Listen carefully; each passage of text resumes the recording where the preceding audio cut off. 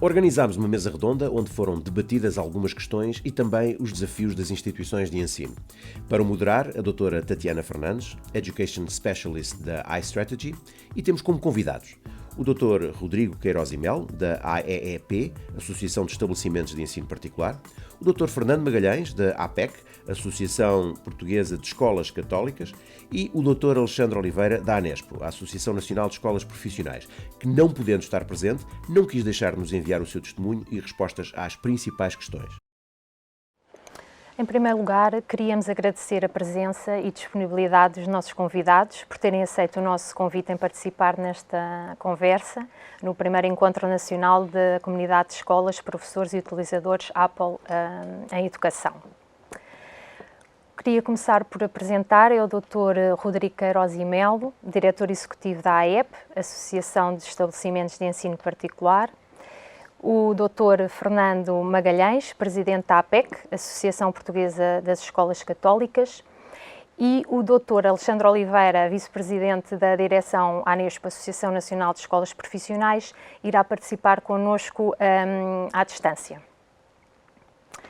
Ora, muito bem-vindos. Gostava então de começar aqui com algumas questões.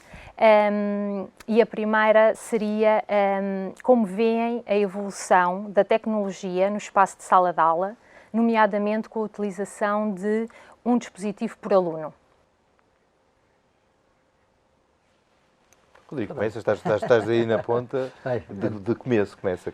Muito obrigado e antes de mais, muito obrigado à iStrategy pelo convite à app. É um gosto estar aqui com o Fernando e também com a ANESPO neste painel. Talvez começasse por uma provocação. Quer dizer, neste momento já há um dispositivo por aluno em todas as salas de aula deste país, não é? São todos dispositivos semelhantes a estes. E, portanto, e começo por aqui porque me continua sempre a fascinar este paradoxo de, sendo a escola uma instituição social que prepara o futuro, é a este nível a instituição social que está mais presa ao passado. E, portanto, há aqui uma dificuldade, e temos tido todos ao longo das décadas, de integrar a tecnologia na sala de aula, quando assim que pomos o pé fora da escola. A tecnologia é ubíqua e hoje é quase que verdadeiramente ubíqua. Temos tecnologia dentro do corpo, temos tecnologia em o Internet of Things, não é? Em tudo o que tocamos, temos tecnologia a ajudar-nos a chegar aos sítios, a fazer compras, a comunicar, a socializar. E, portanto, eu acho que há aqui, de facto, um desafio brutal de integração ou de utilização da tecnologia nas escolas, tal como é utilizada em toda a parte. Já há um dispositivo por aluno chamado telemóvel, mas se calhar, exatamente por sermos escola, podemos ter outro tipo de dispositivos mais adequados à aprendizagem.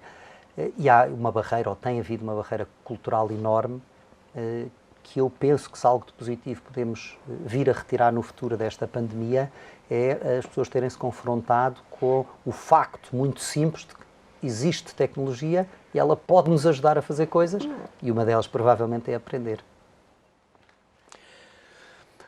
Não diria de outra forma. Desde logo, o gosto também de estar, necessariamente, e poder privar aqui com gente que já não via há muito tempo, e com o Rodrigo, que vejo mais frequentemente, e sentindo a Anespo também por perto, apesar de longe. Eu complementava aquilo que o Rodrigo acabou de dizer apenas com um paradoxo, um aparente paradoxo do nosso dia-a-dia escolar e com um risco que não podemos esquecer quando falamos de um equipamento por aluno. O paradoxo é este que o Rodrigo falava e que é, de facto, a tecnologia a fazer parte do nosso dia-a-dia e, portanto, ela a invadir o nosso cotidiano. De repente achamos que ela tem que estar na sala de aula. E por outro lado, deste ambiente muito passadista ainda, que não é passadista por si, mas é numa dificuldade que ainda decorre de conseguirmos fazer o justo equilíbrio e que vai decorrer até conseguirmos esse equilíbrio. E no momento em que o conseguirmos, enfim, conseguimos a síntese e nessa altura devemos estar a começar qualquer percurso para uma outra coisa ainda que não sabemos o que é que será, e com as dificuldades inerentes ao equilíbrio. Isto faz parte deste nosso caminhar e, portanto, é muito natural que estejamos ainda a viver a inquietude desta tecnologia que invade a nossa vida e, portanto, penetra naturalmente no espaço escolar, mas é esta ainda a inadequação de sabermos como é que vamos mexer com tudo isto, apesar de muito mexermos nela, de ela estar permanente, presente, etc. Uma das situações simples em que se possa ver melhor esse paradoxo é o Rodrigo retirava o telemóvel de dentro do bolso, mas basta ver um pouco as nossas práticas educativas. É aceito ou não aceito nos regulamentos das nossas escolas o telemóvel na sala de aula? Há uma caixinha para colocar os telemóveis à entrada da sala de aula? Se um menino é apanhado com o telemóvel na sala de aula, o que é que pode acontecer? Portanto, isto são os ainda paradoxos até chegarmos a esse justo equilíbrio. E não me assusta que assim seja. Temos é que fazer esse caminho. A outra parte não é uma parte de paradoxo, mas é uma parte de alerta. A questão da tecnologia tem que funcionar muitíssimo bem a par de uma outra dimensão que é a exclusão. E, portanto, nós não podemos pensar nos universos relativamente privilegiados onde essa situação de um equipamento por aluno possa existir, porque há condições socioeconómicas favoráveis por parte das famílias, porque há um esforço financeiro por parte do estabelecimento de ensino, porque até há dinamismo e empreendedorismo para procurar alternativas para as suas aquisições e apatrechamentos, mas temos que pensar num conjunto enorme de uma outra realidade social que efetivamente não tem a possibilidade do acesso a um equipamento por aluno. E, portanto, não podemos converter este fator da tecnologia num fator de ainda maior exclusão social. Não quer dizer que os jovens não possuam de determinados meios sociais, não possuam até os telemóveis, o que é que seja, ou até mais do que um telemóvel, ou alta tecnologia em casa, mas perceber-se-á que também há muitos outros ainda dessa realidade social que eles não dispõem e que, portanto, nós temos que pensar efetivamente as alternativas para esse efeito, porque não podemos fazer com que a implementação da tecnologia ainda não só faça criar um maior fosso de exclusão por essa via, como um maior fosso de competências e de possibilidades de aquisição e de aprendizagem serem efetuadas por esse motivo. E deixa-me talvez incluir em mais uma ideia no seguimento do que estás a chamar a atenção, que há todo um lado que não pode deixar de ser, porque a tecnologia está aí, portanto mantê-la fora de sala não pode deixar de ser, mas agora um bocadinho reforçar a importância da lógica do um equipamento por aluno em ambiente de escola, porque não pode ser um equipamento qualquer. E aqui chamar a atenção que a tecnologia está aí, vamos lidar com ela, mas a tecnologia tem desafios educativos novos e muito diferentes, não é? E vejamos, há todo o acesso a um mundo, a violência também existe no mundo, o mal também existe no mundo, quer dizer, há muito problemas do mundo, digamos assim, a que uma criança tem acesso, geralmente por apenas em determinada fase da sua maturação. Quer dizer, para ter acesso a muita violência, tinha que saber ler livros muito violentos. Ora, era preciso A, saber ler e B, ter acesso aos livros que tinham literatura muito violenta. E, portanto, no espaço escola ou no espaço casa, nós tínhamos os livros para crescidos numa prateleira alta e não tínhamos... E, portanto, havia aqui um filtro, digamos assim, de acesso à informação e ao conhecimento e tudo mais, que no mundo tecnológico não existe. E, portanto, é muito fácil uma criança ter acesso a conteúdos e muito gráficos, muito visuais, muito auditivos, portanto, muito imediatos e muito, com um imprint muito forte no seu desenvolvimento emotivo e sexual e social e no seu bem-estar. E, portanto, isto é um dos problemas da tecnologia com que eu acho que não estamos de forma nenhuma a lidar. E, portanto, isto é um perigo real que não existe. Quer dizer, nós não deixamos os nossos filhos de 11 anos ir para a cidade sozinhos. Mas deixámos-los, porque estão no iPad ou no computador em casa, no quarto. E aí o One Device por aluno em ambiente escolar é um conceito que eu pessoalmente acho muito interessante e muito importante, porque permite que esse device ser configurado. Portanto, o que me parece é que, como educadores, temos que garantir que a integração da tecnologia na sala de aula, especialmente esta tecnologia de acesso à web e às coisas, é feita de forma absolutamente, e não há que ter medo das palavras, controlado.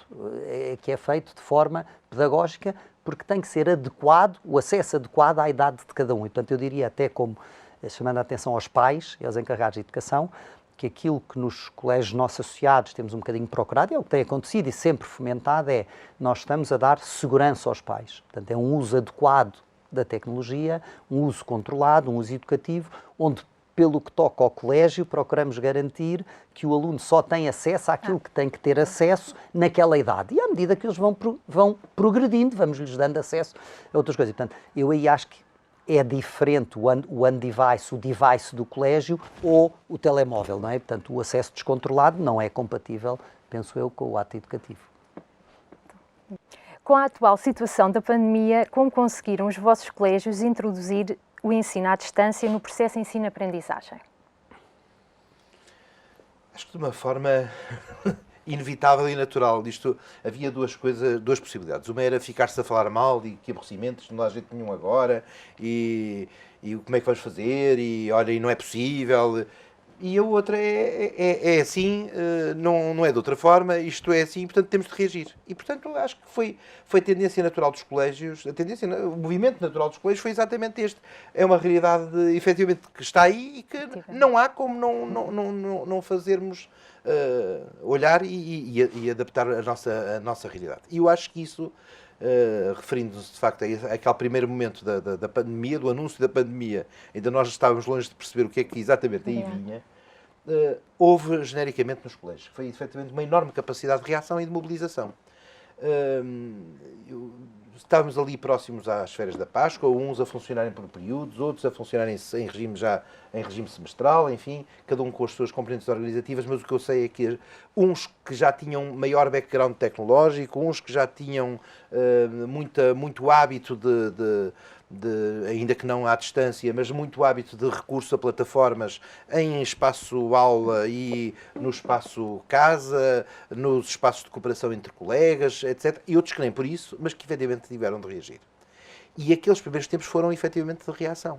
E essa reação concorreu para que as escolas se mobilizassem, se organizassem, e aquele momento daquelas denominadas férias de Páscoa foram de facto denominadas férias de Páscoa porque daquilo que nós conhecemos da realidade dos nossos colégios foi efetivamente uma enorme mobilização e um enorme trabalho naquele período de tempo para que fosse ainda naquelas últimas semanas do período, se fosse no retomar do terceiro período, efetivamente tudo estivesse afinado para que as coisas pudessem estar a correr em termos de processo de ensino-aprendizagem para os miúdos e para as famílias e para os professores, naturalmente, que estavam ali a conduzir os processos.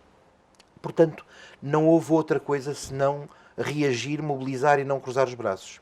De resto, enfim, se algum contexto pudesse admitir poder acontecer dessa forma, no quadro dos colégios, sinto que isso seria uma enorme dificuldade. Por uma razão simples, porque nós, como colégio, temos que atuar como um corpo. Isto é, para as famílias, a família tem que perceber que nós estamos a atuar com uma coerência interna de colégio. E não é os professores da turma, uns fazerem de uma forma e os outros fazerem de outro jeito. Os colégios têm uma fortíssima identidade, regra geral. E, portanto, as famílias, quando olham para o colégio, veem essa identidade. E, portanto, na resposta educativa, queriam também tê-la e senti-la. E foi nesse sentido muito que eu acho que os colégios fizeram, que foi encontrar respostas agregadoras, ainda que diferenciadas em relação às idades dos miúdos e das miúdas, ainda que diferenciadas em função dos diferentes ciclos de aprendizagem, ainda que diferenciadas por causa dos modelos de ensino, o que quer que seja, mas coerentes como um todo. E isso foi o resultado de uma enorme mobilização dos professores, que, de resto, uma vez que a Tatiana estava a referir-se àquele contexto inicial da pandemia, eu devo fazer aquilo que é mais que justíssimo fazermos, que é uma enormíssima homenagem aos professores, que com competência, com vontade de competência, sem nenhuma vontade de fazer aquele caminho, com os riscos inerentes, se mobilizaram de uma forma e garantiram que tudo aquilo na generalidade dos casos, corresse da forma como correu e com o impacto que, apesar de tudo, conseguimos ter no não criar muitas vicissitudes para o processo de ensino-aprendizagem. E criar, mais do que isso, um processo de ensino-aprendizagem eficaz. Diferente do outro, claro, inevitavelmente diferente. As condições de execução são diferentes, os resultados têm que ser inevitavelmente diferentes. Agora, ninguém estava a dizer que estava a fazer mais do mesmo. E isso, os professores que, nas suas múltiplas diferenças de idade, repito, de idade, de percurso profissional, de maior propensão, menor propensão para as tecnologias, de gostarem mais ou menos de ser filmados, isto mexe com as componentes emocionais, com as questões de imagem, com tudo.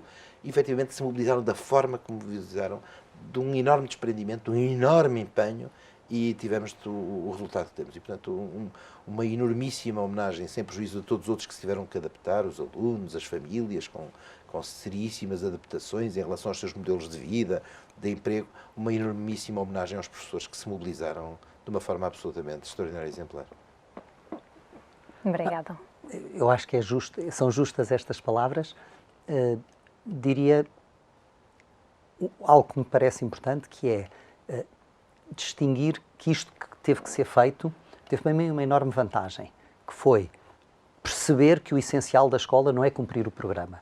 Eu acho que finalmente pode alguém ter percebido. Não, o essencial da escola não é cumprir o programa e dar a matéria. Portanto, não só pelo que fez falta, e tanto o essencial da escola é a relação humana, onde depois também há, portanto, isso percebeu-se que não estava lá, fez falta, e depois houve coisas que estavam lá e que antes não dávamos muita importância e que de repente as pessoas começaram a perceber, ei, os alunos gostam e conseguem trabalhar sozinhos, autonomamente, em grupo. Portanto, é possível, temos grupos de alunos a trabalhar enquanto nós não estamos com eles e eles até trabalham e fazem. Estou a pensar nos alunos um bocadinho mais velhos, portanto, terceiro ciclo e secundário, claro, mas, portanto, perceber-se que há outra forma de aprender e que temos muita investigação, que não é por oposição, mas que nos mostra que é uma forma fortíssima, que é fazendo, que é estando eles à procura, a trabalhar em conjunto, e depois percebermos que há um ponto essencial da relação que não é substituível por meios digitais.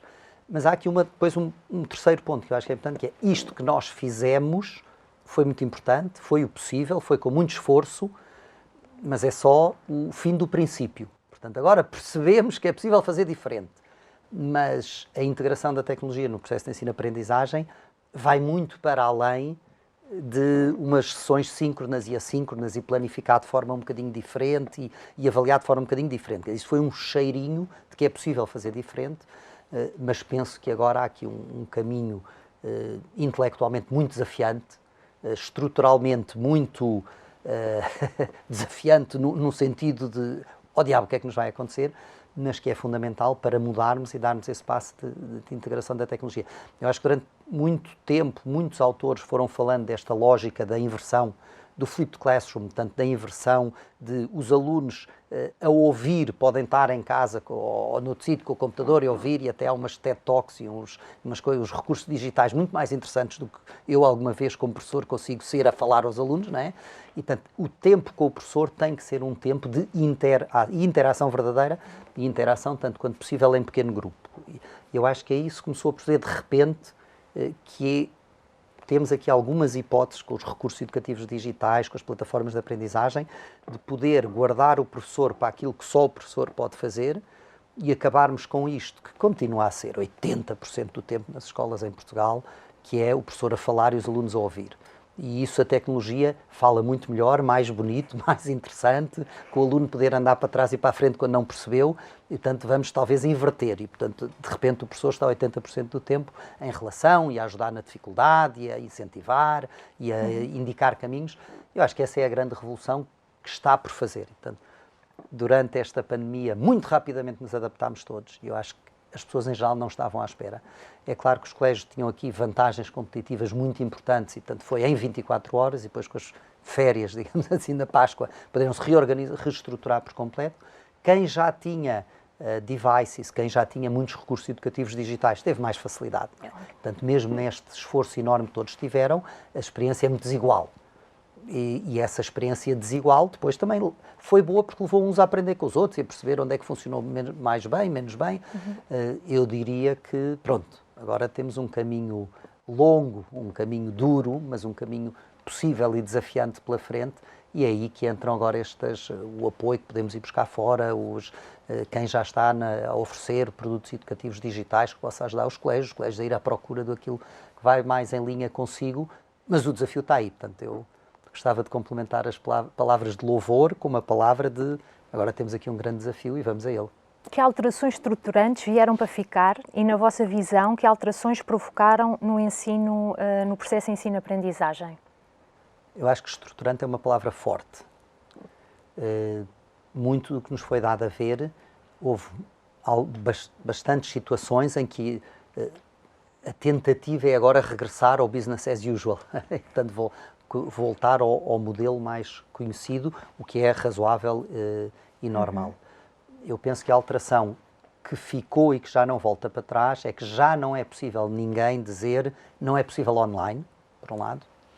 Por outro lado, acho que há uma experiência emocional e de equipa que é muito importante nas comunidades educativas, e estou a pensar mais nos professores, que é nós somos capazes de fazer completamente diferente muito depressa, e portanto eu acho que, sabendo as lideranças aproveitar e não deixar as pessoas esquecer que foram capazes, isso pode criar futuro mais interessante. Não tenho a certeza que tenha havido uma mudança estrutural, não é? Aliás, a escola é uma organização centenária, milenar não, mas centenária, temos um século em cima a fazer da mesma forma, e eu não acredito em revoluções culturais à Mao Tse-tung, quer dizer, isso nos Estados democráticos normais, com pessoas livres, não muda tudo assim em 3 meses, e portanto, havemos ter uma mudança estrutural devagar. Não sei se um webinar da Apple é o sítio ideal, mas deixo aqui o desafio ao Governo. Eu acho que há aqui um ponto também de enquadramento político que a Apple seguramente já levantámos devagarinho, mas levantaremos com mais força o assunto no pós-Covid. Penso que, apesar de toda a autonomia que foi em 2013 reconhecido ao particular e cooperativo, que foi estendida a todo o sistema em 2018, mas ainda aí há espaços de autonomia a abrir para o 2021 em diante. Mesmo pós-pandemia, esta lógica de que a aprendizagem não se faz necessariamente na sala de aula, e portanto que as 25 horas, ou as 36 horas, ou as 28 horas de currículo não têm de ser com o professor na sala de aula, mesmo que estejamos a fazer trabalhos de grupo, quer dizer, as X horas de matemática, há umas que serão na sala de aula com o professor, há outras que serão a trabalhar com os meus colegas online, ou no parque, ou na biblioteca. Portanto, eu acho que a relação com o tempo e com o espaço deve mudar, ou deve permitir a legislação que as escolas olhem de forma radicalmente diferente para a relação com o tempo e com o espaço. Sentimos, por exemplo, eu penso que aí o Fernando também o sente, uma explosão, sendo que explosão é apenas porque aumentou muito, não é que sejam muitos, mas de famílias que querem o ensino doméstico e que não é a lógica tradicional do ensino doméstico, é uma lógica onde é ensino doméstico, mas com uma parceria muito mais forte com o estabelecimento de ensino e que tem a ver muito com esta lógica do tempo e do espaço e de como é que eu ensino os meus filhos, como é que os meus filhos aprendem. Portanto, eu acho que há aqui novas formas a explorar e que poderão levar à tal mudança mais estrutural do ensino e da aprendizagem, vamos lá ver, e que são fundamentais nos dias de hoje. Todos nós, nas nossas profissões, sentimos que a relação com o tempo e o espaço é muito diferente do que era quando começámos a trabalhar há 30 anos atrás. E, portanto, os nossos alunos nunca vão ter, na sua vida adulta, um tempo e um espaço como o da escola, em que começa às 9, acaba às 9h50 e todas as semanas, durante 36 semanas, à segunda-feira às 9, vou pensar aquilo e depois às 9h50 penso aquilo outro. Já não existe. Nem sei se na instituição castrense existe esse planeamento, quer dizer, um ano estar planeado em... Eu costumo meter muito com as escolas quando vem a inspeção. Quer dizer, eu digo, mas o que é que a inspeção vai ver? No mundo de hoje, querer ver uma planificação a não sei quanto tempo é absurdo. Um exemplo de fora da educação, mas numa outra vida que eu tive, tínhamos que prestar contas à dona da Internacional, fazíamos orçamentos anuais e depois executámos ou não o orçamento anual. Depois, de repente, passados uns anos, os orçamentos eram semestrais. Neste momento, nas grandes empresas, os orçamentos e a execução é visto ao mês, porque já mudou tudo, nada tem a ver com o que era o mês passado. Portanto, eu acho que esta relação do tempo e do espaço da escola tem que mudar. Com cuidado. Estamos a falar de crianças e jovens e a maturação, o desenvolvimento, a sedimentação das emoções, das ideias, o próprio crescimento do cérebro faz-se num tempo que não é o tempo dos adultos. Portanto, não estou a dizer que a escola deve ser a vertigem que é a vida dos adultos, até porque acho que a vida dos adultos tem que acalmar, porque esta vertigem não é humana. Mas ainda assim podemos ter uma relação diferente com o tempo e com o espaço. Quer dizer, ter os adolescentes a começar aulas às 8 da manhã é só antibiológico. E não é porque eles sejam preguiçosos, é porque são adolescentes. Naquela idade não começam a trabalhar àquela hora, mesmo que se deitem cedo, ok? Portanto, eu acho que podemos... e uma outra ideia com isto me cala é... que foi algo que as pessoas não perceberam tanto, penso eu, com o Covid, e tive pena, ou pelo menos na minha experiência, até como pai, foi aí, que é a tecnologia tem um ponto fundamental, que não é só vencer o tempo e a distância, ou dar-nos outros conceitos de tempo e distância, que é a individualização do ensino. Okay? E a tecnologia, de facto, permite-nos recolher dados e permite-nos ir ao encontro de necessidades individuais de cada aluno, que o ensino massificado não tem nenhuma hipótese. Portanto, o aluno que não percebeu bem, se está sempre a dizer à professora, volta atrás, volta, eu não percebi, passado 5 minutos, é o bobo da corte da turma e, portanto, ninguém se expõe dessa maneira. Se eu tenho aquilo gravado, se é um videozinho que eu posso, eu, quando não percebo, volto atrás, eu, quando não percebo, revejo, no dia seguinte me esqueço e volto, ok? E, portanto, eu acho que, especialmente, as crianças e jovens que têm mais dificuldade de acesso ao currículo, mais dificuldade de acesso ao que o adulto sabe, que têm outros tipos de inteligência, que não é a inteligência do sentado quieto a ouvir, que são altamente prejudicados no nosso sistema escolar, têm muito a ganhar na tecnologia na medida em que podem ser eles próprios. Se voltar atrás, podem fazer de outra maneira, podem trocar o vermelho pelo verde, porque não conseguem olhar para o vermelho. E, portanto, aí não tenho a certeza que ainda se tenha dado o passo, e eu diria que é o passo mais importante e, acima de tudo, mais humano que podemos dar com a tecnologia. Em 3 flashes também, e quase fazendo o eco do que o Rodrigo acaba de dizer, mas com 3 enfoques que são estes. O primeiro é algo que para mim clarissimamente veio para ficar, foi o ato da mudança, isto é, a desinstalação. O nós acharmos que as coisas estão... Eu não estou a falar da nossa vida corrente, do nosso cotidiano, de acharmos que agora então sabemos que é um dia cada vez. Eu confesso, esse seja o meu estado de vida desde... de facto é um dia de cada vez e, portanto, nós aqui ainda não tínhamos percebido isso às tantas. Portanto, não é nesse sentido mais alargado que eu me estou a referir, não. A escola, como as instituições, secular como é, milenar como é, são instituições de segurança. E essa segurança tem de existir. Porque no momento em que ela deixar de existir, a escola deixa de ser um pilar de segurança social também. Mas uma das coisas que trouxe este processo foi o abanar. Foi aquilo que todos dizíamos, uns mais do que outros, que não era possível mudar. Não, isso fora de questão, isso alguma vez se faz, nunca se fez, agora vai lá fazer-se. Este momento trouxe-nos a verdade, não só da necessidade, como da possibilidade de mudança. E de que as coisas funcionam. E isso acho que é algo que ficou. Depois vamos perdendo elan. E, portanto, e como qualquer rapaziada que gosta de se acomodar, aquilo que foi até funcionou, olha, as coisas até foram, tendemos de facto depois a amainar e de repente vamos para o mais do mesmo. Mas não tenho a mínima dúvida que esta convicção da possibilidade da mudança e da mudança efetiva na mente das pessoas ficou. É possível mudar. Esse é um aspecto que eu acho que decorre e fica. Há um outro dado muito mais instrumental que também fica. As escolas que ainda não tinham, como tantas outras, plataformas de comunicação com os alunos, os mails individuais, as formas de comunicação e de contacto, descobriram essa maravilha da natureza. Ou, digamos, aqui, da tecnologia. E, portanto... Isso foram instrumentos, recursos, ferramentas que efetivamente foram utilizados e que nós estamos a ver vieram para ficar, do estilo que maravilha. Depois são mais usadas ou menos usadas para os tradicionais TPCs, para o acompanhamento mais individualizado dos alunos, para o one-to-one, porque manda para um, recebe daquele, corrige com o outro, manda para o outro e faz cooperativo entre eles. Às tantas funcionou mais durante aquele tempo em que estivemos todos longe do que agora, mas a ferramenta veio, ficou e contagiou uma série de coisas. E mais ainda, alguém me contava esta história localmente, que era, assim, foi o miúdo, a meio do processo, que se lembrou de dizer assim: ó setor, então e porquê é que não vamos fazer como fazíamos? E portanto ó setor, porquê é que não vamos fazer como fazíamos? De facto fez-lhe despertar, assim, epá, espera lá, que estúpido que eu sou, afinal aquilo estava a utilizar e agora eu já estava a cair no mais do mesmo.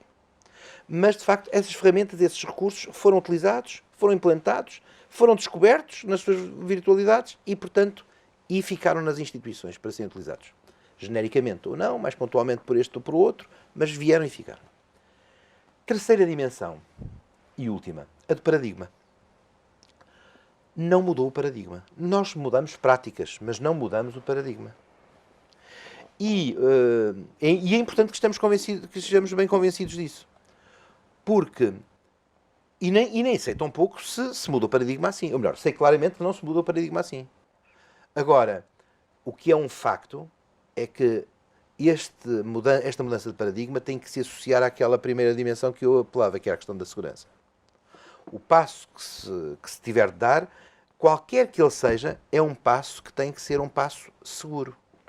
E com vontade, pensado, seguramente, com os recursos adequados, mobilizando vontades, mas convenhamos, quando nós mexemos estruturalmente, mexemos em paradigma. E mexer em paradigma é uma coisa muito séria. E, portanto, temos que estar muito certos daquilo que nós vamos querer fazer. Uma coisa é nós experimentarmos aqui e além, se dá, se funciona. Outra coisa é fazermos do sistema todo uma cobaia. E isso não é possível, porque não só estamos a tratar da educação, da aprendizagem, não é tanto da aprendizagem, é da educação daquelas nossas queridas criaturas, que nos são confiadas todos os dias, não é? Mas estamos a montar o ambiente que é o deles. E, portanto, para todos os efeitos, temos que estar muito seguros do paradigma no qual estamos a montar tudo aquilo que estamos a oferecer. E isto acho que é muito importante. Nós temos que dizer, agora mudou. Não mudou. Quer dizer, mudamos práticas, mas não mudamos paradigma. E até pode ser importante mudar-se paradigma, mas não vamos confundir as coisas. Sim, senhora. Na vossa opinião, os docentes estão preparados para enfrentar este desafio e alterar as suas práticas pedagógicas? A preparação é uma preparação de mentalidade, não é outra coisa, quer dizer, de mentalidade e de competência. Temos que ver aqui duas coisas. Para a mudança nós precisamos de duas coisas acima de tudo. Para já, de uma necessidade ou de um contexto, não é? Mas esse é exógeno, é externo a nós, não é? E portanto vai-nos admitir, é da nossa parte, duas coisas. Vontade, determinação e competência. São os dois dados absolutamente essenciais. A vontade nós assistimos há bocadinho, quando eu referia à questão do enorme movimento que foi feito com muita vontade. Em contextos diferentes, como habitual na mudança, são contextos de resistência. Mudar para quê? Mas mudar para quê? Sempre se fez assim, e funciona tão bem, porque é que se há de fazer de outra maneira, sempre a experimentar. Mas, de facto, aquele contexto obrigou-nos a essa vontade e a essa determinação, ao melhor de nós próprios. E com os resultados que se viram e que se vêem e que temos. Mas obrigou também a uma mobilização de competências. De repente, por muito que nós mobilizemos os nossos professores nos colégios para formações, para cá ou fora, internas ou sugerindo-lhes... Bom, a profusão de formações que se criaram, com webinars de manhã ao almoço, à tarde e à noite, com a rapaziada a procurar as competências para a avaliação, para o trabalho cooperativo, para as ferramentas, etc.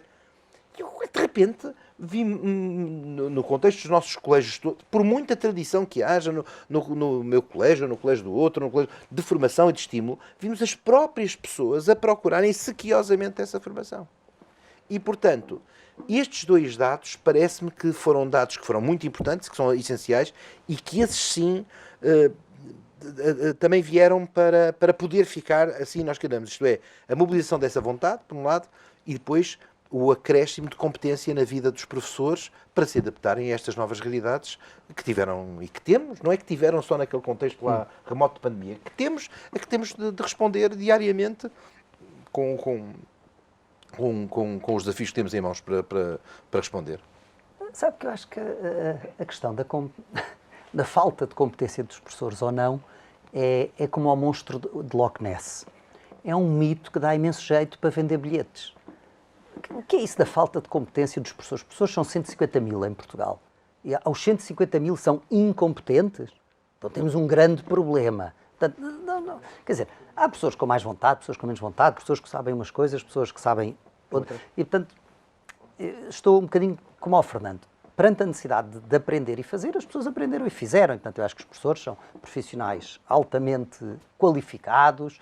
É uma profissão como os médicos, os arquitetos, os engenheiros, que têm que se ter determinadas habilitações iniciais, etc. Portanto, são todos mais do que competentes. A grande questão aqui é, e nisso a profissão de professor é muito especial, há aqui uma tração da profissão, uma tração no sentido de uma inculturação ao longo da vida que cria problemas de mudança. Ao contrário de todas as outras profissões, os professores começaram a aprender a ser professores quando tinham 4 ou 5 anitos, não é? Portanto, andaram ali, viram como é que o professor faz. A formação inicial de professores começa no pré-escolar.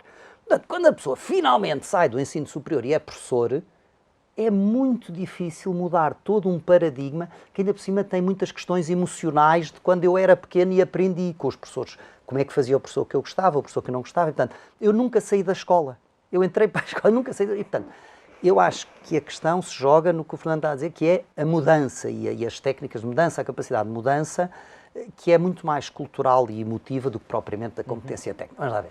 Qualquer pessoa funciona com um iPad, ou com um iBook, ou com um iPhone, e aliás fazem-no fora da sala de aula, porque é que não vão fazer dentro da sala de aula?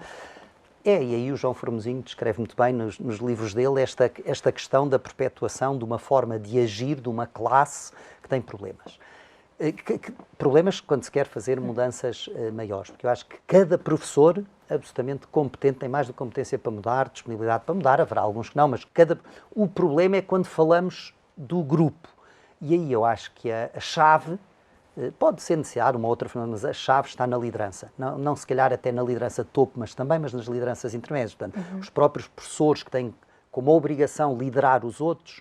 Eu, como professor, que até preciso de ajuda, mas como é uma profissão plana, no sentido que somos todos colegas, é mentira, não há nenhum sítio onde possamos ser todos colegas. Tem que haver uns que são supervisores, outros que são mais velhos, ou que sabem mais. Portanto, há aqui, eu penso que é muito mais uma questão de liderança, de ser aceite a liderança pelos liderados, do líder se assumir como líder. Eu acho que vamos um bocadinho mais por aí. Portanto, esqueçamos o mito de que os professores são... Até acho que é um bocadinho... isto sou eu, não é a AEP, não é? Eu acho que isso até infantiliza um bocadinho os professores. Lembro sempre do Calimero. É preciso fazer isto. Não tenho... Não é razoável, nem sequer é verdade, e são muito melhores do que os pintam. Qual o balanço que fazem sobre o papel que a Apple tem tido na educação? Bem, eu acho que há um ponto muitíssimo importante. O ecossistema tecnológico, para falar a vossa linguagem, é muitíssimo heterogéneo e variado. Eu acho que isso é muitíssimo positivo. Portanto, eu acho que a Apple, tal como alguns outros operadores de referência, têm a importância muito importante de fazer aquilo que podem fazer e nós não, que é desenvolver soluções, pensar soluções, propor soluções. E eu acho que não há que ter medo. Pelo contrário, há que ir à procura de quem especialização do exercício. Portanto, há quem saiba pensar soluções para recursos educativos digitais, para plataformas de ensino, para o que seja. E, portanto, compete-nos, enquanto operadores do setor, ir à procura das diversas soluções e depois escolher aquela que melhor. Eu acho que há algumas características que me parece que são importantíssimas quando falamos de integração de tecnologia, destes recursos em ambiente escolar. Mas vocês saberão se as cumprem ou não. Que o primeiro, como o Fernando dizia há pedaço, é a da segurança. E, portanto, quer ao nível dos devices, quer ao nível das aplicações, quer dizer, é absolutamente fundamental garantir que permitem um uso seguro. Okay? é absolutamente fundamental terem mecanismos que impedem um uso inseguro, mesmo que voluntário, por lado do utilizador. E é absolutamente fundamental, que é algo que se pensa que é só assim uma coisa de juristas, mas não é absolutamente fundamental, ter tudo, máquinas, aplicações, etc., que são absolutamente, não é negociável as questões da privacidade, dos dados pessoais, etc., etc. Portanto, eu acho que há aqui 3 condições que são baseline. Quem não tiver, pelo menos no que toca à app, e penso que falo aqui sim pela app, operadores que não cumpram estas condições, nem sequer vale a pena conversarmos, não há condições para conversarmos. Depois há um segundo nível de características dos produtos, normalmente seja software, seja recursos educativos digitais, seja os devices em si. Um segundo nível que é em ambiente escolar me parece importante, que é o nível da facilidade do uso. Portanto, não podemos, quer dizer, aquilo em que infelizmente se continua muito. Ligou, não ligou, o microfone funcionou, desliga outra vez, recomeça. Mas, a ver, isso é o ZX Spectrum, não é? Quando a gente punha os joguinhos e ouvir a cassete, já não vai dar o jogo. Isso é dos anos 90, isso não. Portanto, é inaceitável que se proponha, seja o que for, um estabelecimento de ensino, que há a possibilidade de um aluno não ter clicado na tecla para ligar ou não. Quer dizer, e aconteceu muito, não é? Durante a pandemia, a gente viu, isso é inaceitável, é aceitável em ambiente SOS, é inaceitável em ambiente corrente. E, portanto, fiabilidade, facilidade e fiabilidade. E, portanto, não pode ir abaixo e vir acima e resets, isso não pode existir. Não é? Portanto, eu diria que isso é aquilo que os tecnólogos podem ou não podem garantir. Depois há uma data de outras características, mas aí já são pedagógicas e aí cada colégio saberá. Eu confesso que aí é algo porque me baterei enquanto puder, que é, e por isso eu falava num ecossistema muito diversificado. Eu acho que tão mau ou pior do que um Estado central que gera o sistema de ensino e gera as coisas de forma muito micro, tão mau ou pior, porque é potencialmente pior, é um operador tecnológico que seja monopolista no mercado da educação. E, portanto, se houver uma integração tecnológica tão forte como eu espero que haja, eu acho que é absolutamente fundamental haver na lei orgânica não do Governo, mas na administração pública, é absolutamente fundamental haver um regulador independente que evite os monopólios digitais na educação e que não pode ser claramente o Ministério da Educação, porque a tendência do Ministério da Educação será entregar todo o sistema a um qualquer tecnólogo que lhe dê a chave na mão, tudo pronto. E, portanto, é algo que eu, com respeito pelos governantes e pela administração, ao longo desta última década, tenho debatido muito, em nome da AEP, claro, a AEP, junto do Ministério da Educação, é em combater as bases de dados nacionais únicas. Acho isso uma coisa perigosíssima. Percebo as vantagens dos procedimentos administrativos, mas acho absolutamente fundamental haver uma atenção muito grande de fora do Ministério, portanto, alguém que não tenha responsabilidade de gerir o sistema e que diga, espera aí, isso é um monopólio digital inaceitável e a educação, isso seria uma coisa absolutamente inaceitável. Portanto, eu espero, por isso eu acho que a intervenção da Apple é fundamental, a intervenção da Microsoft é fundamental, a informação do e-schooling é fundamental e mais os outros 50 mil operadores que haja a oferecer, a Khan Academy, e não falo das editoras portuguesas, mas todas elas, tudo isso é muito importante para a diversidade e porque essa diversidade preservará no longo prazo a nossa liberdade. Bom, desde logo, por a Apple à pergunta à Associação Portuguesa de Escolas Católicas parece-me perigoso, no mínimo, atendendo à maçã do relato original do livro de Gênesis, não é? E, portanto, a coisa não me parece que fosse a melhor operação de marketing para aqui neste contexto, a brincar, mas bem pelo contrário. Acho que o que é importante é percebermos o sumo do fruto, não é? E é nele que as coisas se podem encontrar, independentemente do operador Apple ou qualquer outro operador. Pegando ainda assim na questão do operador Apple, se nós quisermos, temos 2 ou 3 características mais para trás do que hoje em dia, que nos permitem retirar o sumo essencial de coisas que não podem deixar de lá estar. Desde logo todas estas que o Rodrigo tão bem elencou e que, para além de tão bem ter elencado, juntou mais umas de um rico sumo, que é esta vertente política no sentido mais que positivo do termo, desta última preocupação que o Rodrigo apresentou e que todos lhe reconhecemos, que é esta visão muito alargada e destas preocupações que ele acabou de apresentar.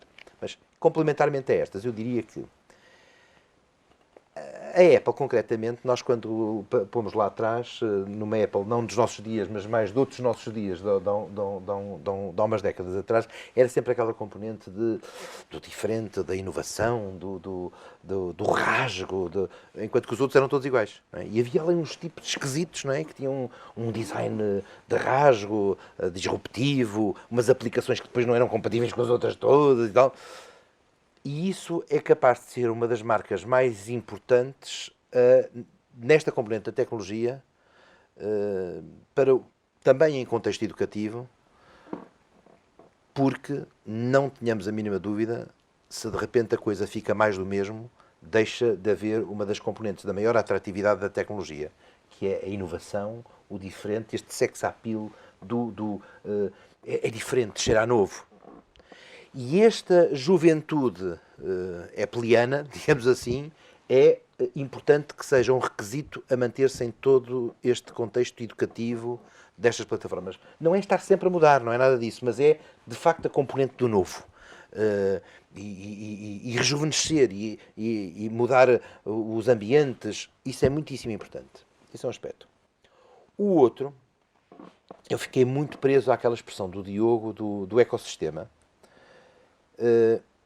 Porquê? Porque o que é importante é que as coisas nos sejam apresentadas e existam como sistema. E a educação, vamos ser muito claros, se há exemplo bom do que é um sistema, é a educação, a ponto de lhe chamarmos recorrentemente de sistema educativo. Não é tanto o sistema de saúde, é o serviço de saúde, curiosamente. Há uma série de coisas nossas. O ensino é sistema educativo. Sistema educativo. E, de facto, é um sistema. E então é importante que aquilo que serve ao sistema, ele próprio se ofereça como sistema. Mas um sistema que tenha a melhor das características do sistema, que é a flexibilidade. O sistema, no momento em que ficar duro e empedernido, é em que usado não presta, não serve. Uma das coisas que o sistema tem é de se autorregenerar, de se autorreconfigurar, mas também de funcionar modularmente e de funcionar com essa flexibilidade. E convenhamos, uma das coisas que nós apreciamos quando ajuizamos operadores de referência, editores, etc., é esta flexibilidade das coisas poderem ser usadas aqui e além, desde logo na utilização dos velhos manuais. Uma coisa era o manual que servia num modelo de instrução pública. Lição 1, com os capítulos todos, aqueles passos, step by step by step. Não há mais isso, não é? Vai aqui, vai ali, colhe daquela, colhe daqui. E, portanto, todo e qualquer sistema que se venha a oferecer dentro dos nossos contextos educativos, seja o da Apple, digo, como qualquer outro operador, e efetivamente tem que ter esta componente modular. É todo este caráter modular da coisa que vai concorrer para que venha a haver a satisfação ao par daqueles outros aspectos que o Rodrigo referiu, os primeiros então, que me parecem absolutamente essenciais e que são os básicos, não é? É a base. Estes são os outros que lhe dão o gosto e o modo. Agora, para terminarmos aqui de uma forma um bocadinho mais breve, mas como podemos, nós, Incredible, ajudar a melhorar as práticas e partilhar experiências da introdução da tecnologia na sala de aula? Olhem, cá para mim é sendo igual a vocês próprios, ao vosso nome, a Incredible Strategy, não é? Olha, continuarem a acreditarem nisto, a trabalharem competentemente, a tomarem isto como estratégico e, de facto, a mostrarem que, olhando nós para as coisas, podemos, afinal, depois de dizer um uau e dizer incredible, não é? Mas, sem fazer publicidade agora ao termo, mas de facto, é isso, é de instalarmos. Eu acho que a grande vantagem dos fornecedores de serviços são esta, é virem desinstalar a malta e mostrar que há coisas novas, que há coisas diferentes. Eu gosto imenso, tenho muito pouco tempo para estar à procura, às vezes com estes desafios que os fornecedores de serviços nos fazem, de vermos coisa, mas sempre que caio na asneira de facto, vamos receber esta rapaziada, a quantidade de coisas que eu aprendo e que me estimulam a ir procurar com aquele, com outros ou por meios próprios, ou até num modelo que não estava minimamente pensado e que depois, com aquele fornecedor de serviços, chegamos lá, caminhos novos. E eu acho que é exatamente isso.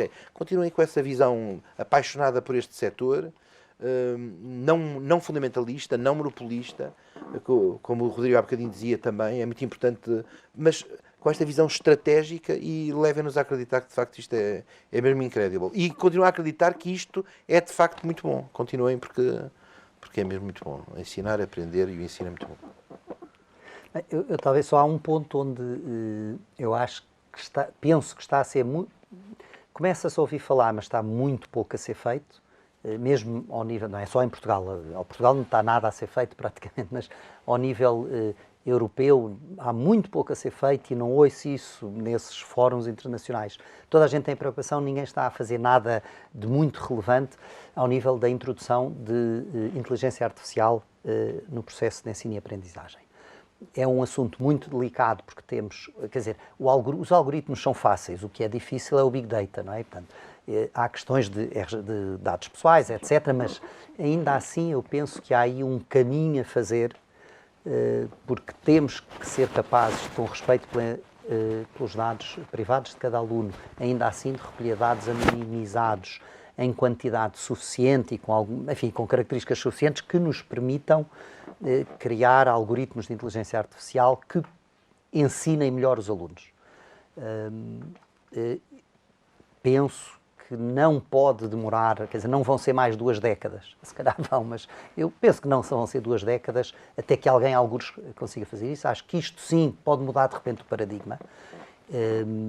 Penso, aquilo que eu vi mais preparado para isso, não sei que passos é que eles nos bastidores já estão a dar, é a Khan Academy, porque tem não só os pequenos vídeos para ensinar, como tem quizzes para os alunos responderem, que eles já conseguiam há 5 anos atrás, quando andei a ver isso, eles conseguiam, em função das respostas que os alunos davam, o que é que eles tinham visto ou não tinham visto, porque depois o próprio sistema aconselha outros videozinhos, e portanto depois quando o aluno... Eles já tinham alguns dados e começavam a conseguir, e que no fundo eu acho que a inteligência artificial na educação nos vai permitir, com maior capacidade, dar o apoio individualizado a cada um na parte instrucional pura e dura.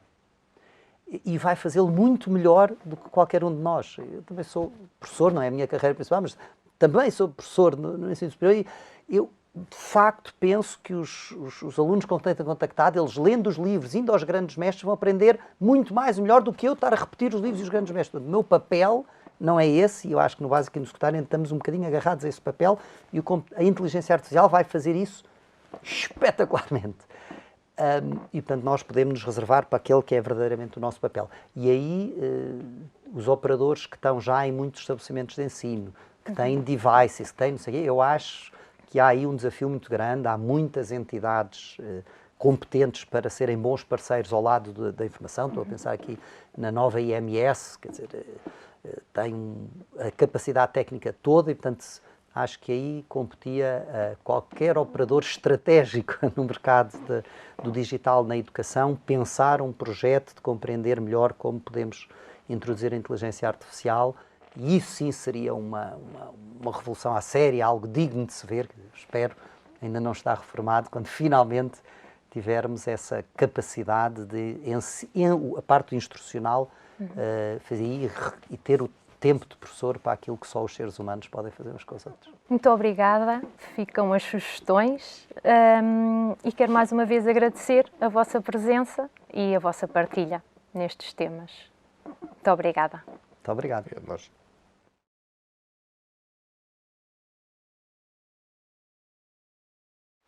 Boa tarde a todas e a todos. Em primeiro lugar, endereçar uma palavra de agradecimento em nome da Anesp para estarmos aqui, mesmo que de uma forma remota, a participar neste primeiro encontro nacional da comunidade de escolas, professores e utilizadores da Apple em educação.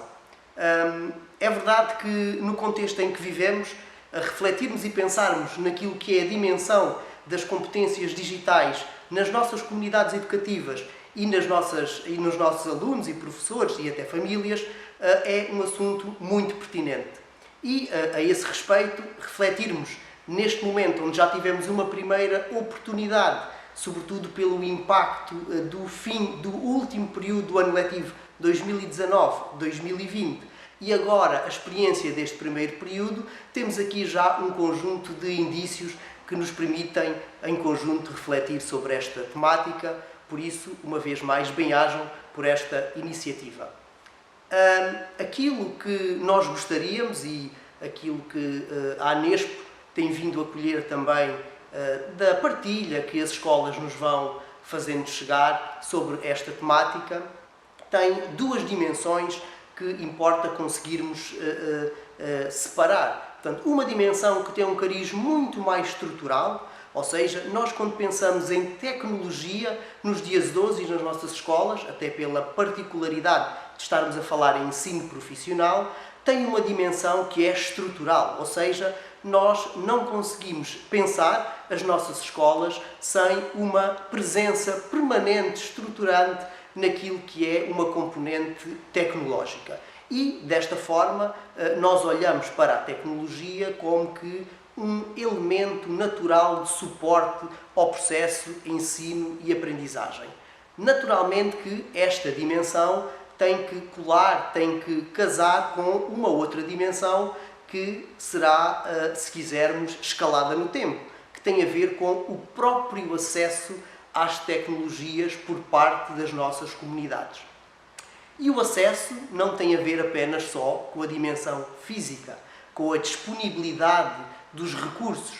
A verdade é que há um trabalho, que é um trabalho estruturante a fazer, um trabalho sistémico, se quisermos, que tem a ver com o desenvolvimento de um conjunto de competências digitais que terá de ser um esforço comunitário, contínuo, de todos aqueles que ensinam e fazem aprender.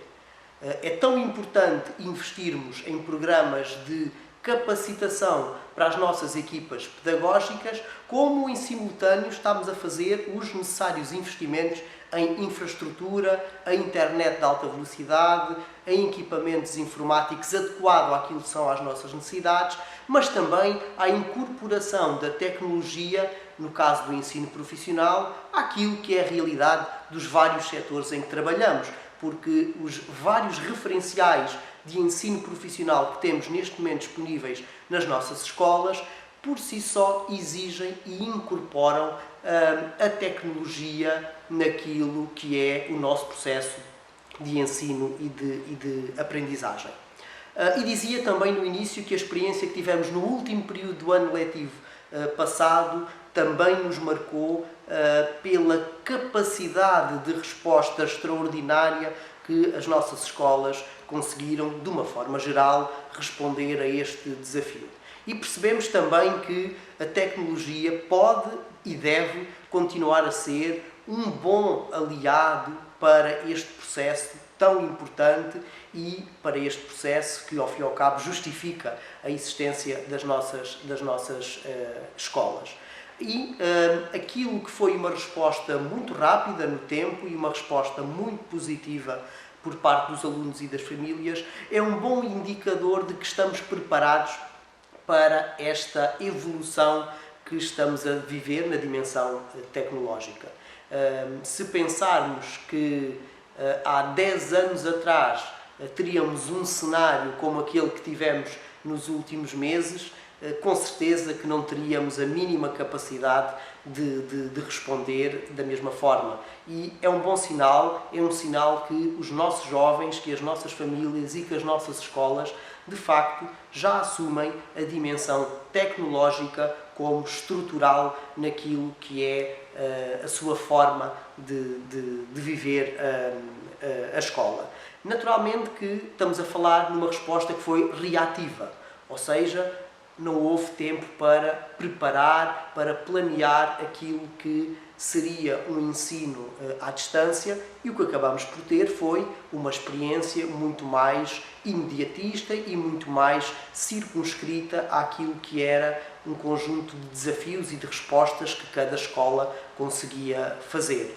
Todavia, é verdade que é indiscutível que esta experiência foi uma experiência que veio, que nos marcou e que certamente não nos irá permitir recuar naquilo que já conseguimos neste momento fazer.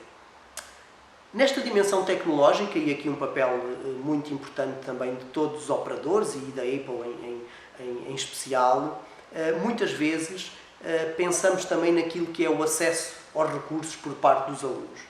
E muitas vezes também pensamos se precisamos ou não que todos os alunos tenham recursos digitais pessoais.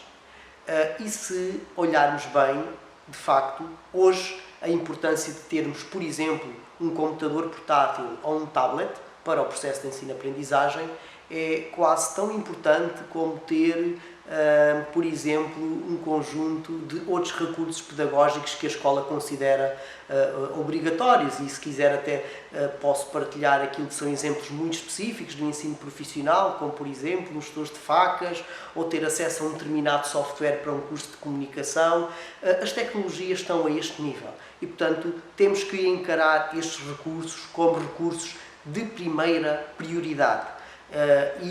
Nas escolas profissionais temos feito, de facto, um esforço muito significativo para não deixar que nenhum dos nossos alunos fique para trás, empenhando as escolas, aquilo que são os seus recursos, aquilo que são as suas disponibilidades, mas garreando também com outros parceiros, com autarquias, com outros stakeholders, a mobilização de recursos, porque, de facto, a assimetria, a desigualdade dos alunos no acesso a estes recursos já põe em causa, muitas vezes, o processo de ensino-aprendizagem, e é algo que, de facto, temos de mitigar e que não devemos permitir que aconteça. Nesta partilha que vos fazemos remotamente, reafirmamos também aqui o papel importante que a Apple tem tido naquilo que é a aproximação às comunidades educativas. Temos algum conjunto de escolas profissionais que inclusivamente têm de forma estruturada um conjunto de recursos da Apple. Agradecemos esse vosso esforço, essa vossa aproximação às nossas escolas e agradecemos também esta oportunidade, mesmo que de uma forma remota, para estar convosco neste evento tão importante. Obrigado pela iniciativa e um bem-aja.